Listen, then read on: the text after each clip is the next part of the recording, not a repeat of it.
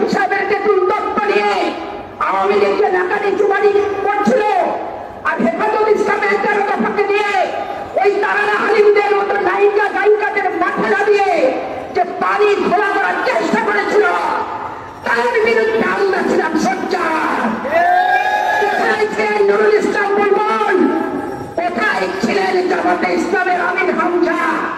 আর কোথায় ছিলেন মালয়েশিয়া থেকে হেলিকপ্টারে করে আসা এই সুদর্শন বুলবুল্লাহ লালপুর ইসলামিক নেতা? আর মহিলাদের বাড়িতে বাড়িতে কোরআন শরীফ নিয়ে যারা জামাতের বার্তা পৌঁছাচ্ছেন, তারা সেদিন কোথায় ছিলেন? অনেক মসজিদে চাঁপাইনবাবগঞ্জে নুরুল ইসলামের ভোট চাচ্ছেন ইমাম সাহেবরা। 15টা বছরের কথা মনে করেন।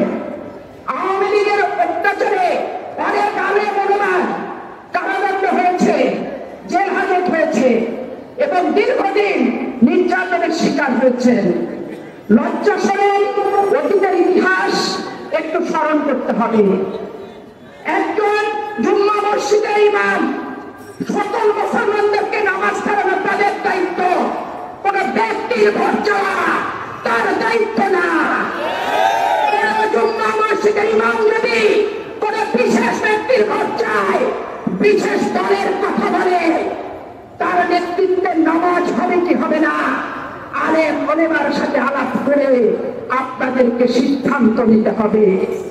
আজকে স্কুল কলেজের বাচ্চাদের সরকার প্রধানরা যদি কোনো মিছিল মিটিং আনে, এই যে অপরাধ হয়, কারণ কবরবর্তী শিশুদেরকে রাজনীতিতে ব্যবহার করাটা সঠিক না। জামাত ইসলামের যেখানে মিটিং হোক, সারা বাংলাদেশের মাদ্রাসার ছাত্রদেরকে বাধ্যতামূলক ভাবে তারা হাজির করছে, তারা উপস্থিত করছে। আজকে সংস্কার করে চিন্তা দিচ্ছেন। আমরা সংস্কার চাই। বাংলাদেশের কোন ইমাম, বাংলাদেশের কোন ওলামা, বাংলাদেশের কোন আলেম বাংলাদেশের ক্রান্তিকালে জনগণের সমক্ষে থাকতে পারবে, কিন্তু কোন বিশেষ দলের মনোনয়ন, বিশেষ ব্যক্তির ভোট, বিশেষ দলের মিটিংয়ে উপস্থিত হতে পারবে না।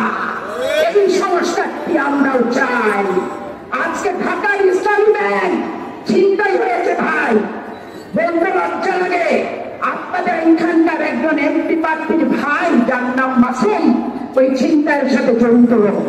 ওই 1300 কোটি টাকা নিয়েছে, বাড়িতে বাড়িতে কাকে পায়জামা, কাকে পাঞ্জাবি, কাকে জায়নামাজ, কাকে তসবিহ, কাকে সেমাই, কাকে সুজি, কাকে দুধ, কাকে পানি, কাকে খেজুর, এইগুলো সমস্ত দিচ্ছে। লুটের পয়সা দিয়ে জায়নামাজ কেউ গ্রহণ করবেন না। ইসলামী ব্যাংকের লুটের টাকা দিয়ে পায়জামা, পাঞ্জাবি, খেজুর আর খুরমা আর লাচ্ছি, সেমাই আর দুধের কৌটা কখনো কিন্তু জায়েজ হতে পারে না। বক্তব্যে বললেন যে একদল গেছে আর একদল আসছে খাওয়ার জন্য। তা আমি বললাম যে আজানি সাহেব তো নিজে আসছে মালয়েশিয়া থেকে সুন্দর পরিবেশে খাওয়ার জন্য। জেলও খাটেননি, হাজতও খাটেননি, রিমান্ডেও যায়নি, বুলবুল্লাহ চেহারায় পুলিশের হাতের মায়ের পাশে দাগও পড়েনি। আরাম আয়েশ করে ফুটফুট ফুটফুট করে হেলিকপ্টারে আসছে, আর জামাতে ইসলামের মঞ্চে উঠে বিএনপিকে সবক দিচ্ছে। এই কথায় বলাতে ওনাদের গায়ে অনেক ঝাল ধরে গেল। ওইখানে আবার এই আমির হামজা বলছেন পাপিয়া না, আমি পাপিয়া বলবো না, উল্লেখটা বাদ দিয়ে দিল ভাই, দিয়ে শুধু পাপি বললো। আজকে আমির হামজাকে বলতে চাই, আমার বার্তাটা 14 গোষ্ঠীর রাখা নাম বিকৃত করার অধিকার ইসলামের কোন আইনে আছে, সেইটাকে জানতে চাই। আমার নামের শেষে উদ্দেশ্য বাদ দিয়ে পাপি আপনি হলেন, আমি হলাম। ইসলামের দর্শনটাকে বিভেদ করা, ইসলামের দর্শনটাকে উচ্চা করা, ইসলামের দর্শনটাকে পরিচর্যা করা, পরনিন্দা করা, তা আপনারা ওয়ার্ডের নাম করে শুধু বিএনপি, হারুন আর পাপিয়া, এই যে সারা বাংলাদেশ আপনি শুরু করেছেন। এই প্রশ্নের উত্তর দিতেই কিন্তু আমাকে চাঁপাইনবাবগঞ্জে আসতে হলো। আসতে দে ভাই, দেওয়ালে সুন্দরীদের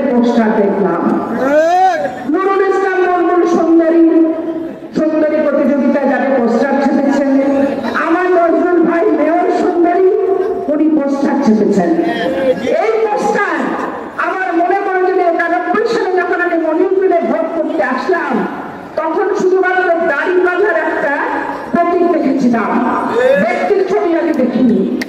আমি তো নবাবগঞ্জে তখন নতুন আসছি, আমি জিজ্ঞেস করলাম যে দাঁড়িপাল্লায় কে দাঁড়াইছে, তখন বললো যে লতিফুর রহমান দাঁড়াইছে।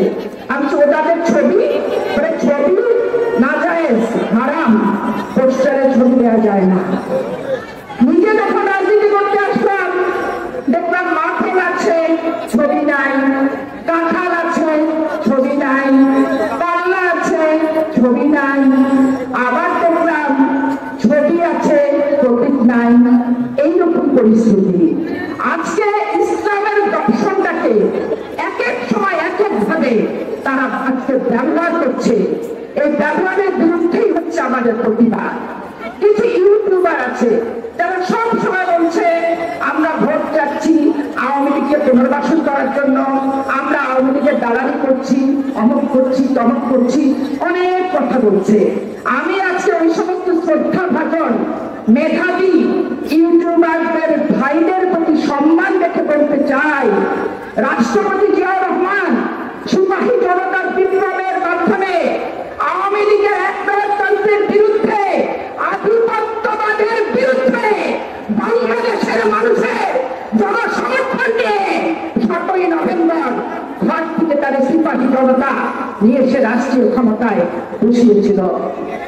ওনার জীবন দশায় ভারতীয় আধিপত্যবাদের বিরুদ্ধে যুদ্ধ করছে।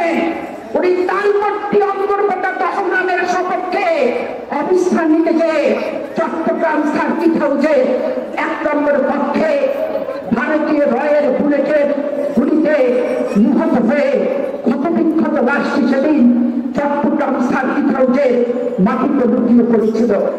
যে নেতার কণ্ঠ থেকে শেষবারের মতো উচ্চারিত হয়েছিল, প্রথম বাংলাদেশ আমার, শেষ বাংলাদেশ, জীবন বাংলাদেশ আমার, মরণ বাংলাদেশ।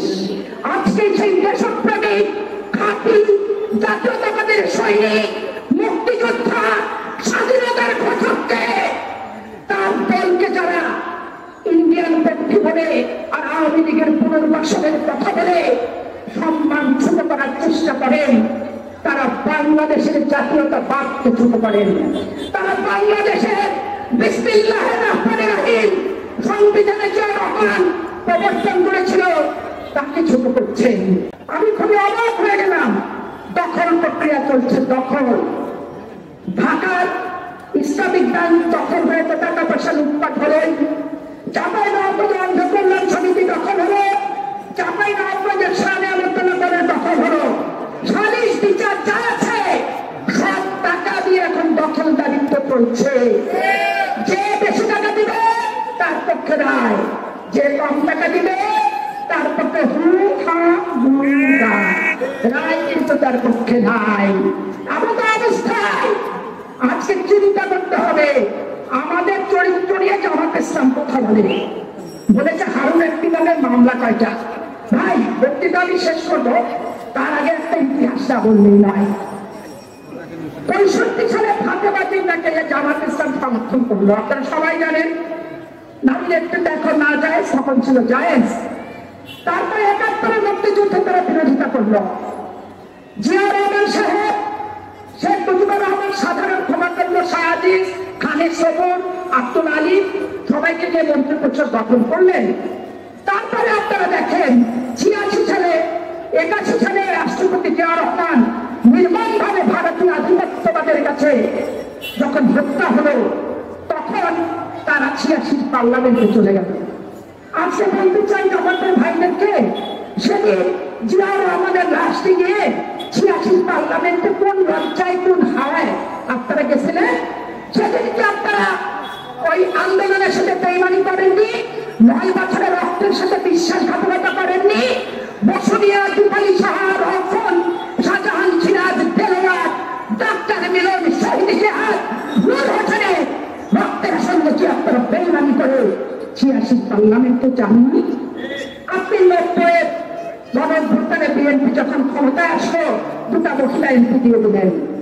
আবার 94 সালে হাসিনা আপনার সাথে বগল দাবা করে নিলেন, নিয়ে বললেন কি এই মুহূর্তে দরকার ওনাদের তত্ত্বাবধায়ক সরকার। আরে দেখো 2টা মহিলা এমপিকে দিয়ে আমাদের সাথে রেখে দিলি, ওই 2টাকে নিয়ে তো লুটে ফুটে খেলি। সেই দুটো হিসাবকে দেবে। 96 গেল হাসিনার তার সাথে, আবার এক সালে আমরা যখন ক্ষমতা আসলাম দুটো মন্ত্রিত্ব দিল। ওয়ান এলিভেন আসার সাথে সাথে বলে বিএনপি দুর্নীতিবাদ, ওদের সাথে আমরা থাকবো না। 300 থেকে আসন নিয়ে পেল কিন্তু 3টা। এই ভাড়াটার দল, এরা ধর্মকে ব্যবহার করে, এরা মানুষের সেন্টিমেন্টকে ব্যবহার করে, এরা মানুষের ইসলামী মূল্যবোধকে ব্যবহার করে। এই সমস্ত ব্যবহার বন্ধ করতে হবে, বন্ধ করতে হবে। মা বোনেরা স্পষ্ট করে বলি, পূর্বের সিস্টেম, ওরা দোকান খুলে রাখবে, বাড়িতে চিরকুট দিয়ে আসবে, চাল আটা গম যা পায় দোকান থেকে নিয়ে নিল, ক্ষমতা নেবেন না। এরা রাষ্ট্রীয় ক্ষমতা বিরোধী দল হবে না, সরকারের দল হবে না। এরা 300 সিটের 2টা শূন্য নাই, থাকবে শুধু 3। অতএব এদেরকে নিয়ে বেশি কথা নাই। আপনারা ভালো থাকেন, সুস্থ থাকেন।